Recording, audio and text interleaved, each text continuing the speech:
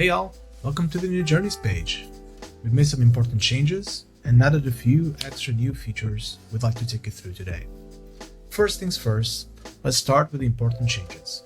Before, on your Journeys page, you can see all your journeys, enabled or disabled ones. The disabled journeys are usually cluttering your view and they're not doing anything there. So, we've now changed this to archiving journeys. So when you click on archive, this journey disappears from your main listing page and goes to your archive. This is all where your currently disabled journeys are also going to live. So you'll notice that they're not appearing in this view anymore, but rather they live on the archive. Now, in terms of new features, organizing your journeys is really difficult. Until now, you can just create a folder. For example, I'm going to call them Health Journeys. And now I can just move whatever journeys I want into that folder. I just say add to folder, Health Journey. It still appears on the main view, but I can also just filter my journeys by whatever folders I create. You can also do this in bulk, so you can just select multiple journeys and add them to a folder at the same time. The next cool thing I want to show you is start journeys. So there's journeys that you edit over and over again that you just want to keep at the top.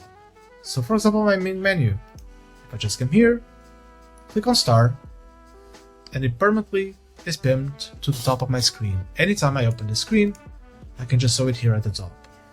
By default, we show only 3 start journeys here at the top, and they're ordered by their popularity, so by the number of people that use them. If you want to see your entire list of start journeys, we also have a quick link here on the left where you can see all of them. We also introduced filters. Before, you could search, and now you can also filter by, for example, the trigger type or any issue that journey might have. And talking about triggers and issues, you can see that we greatly simplify how this information is displayed here on this page. So triggers are now visualized by their icon, and you can hover that icon to see exactly what kind of trigger that is. Same thing for warnings. They're visualized by icons here on the right hand side, and you can hover them and see what that actually means. Finally, we've also simplified how insights are displayed. By default, we show the number of people that have visited a journey, but you can also hover this to get more information about this particular journey. All the tools that live here on the top, they now also live here on the left. We'd love to hear your feedback and any other changes you'd like for us to make.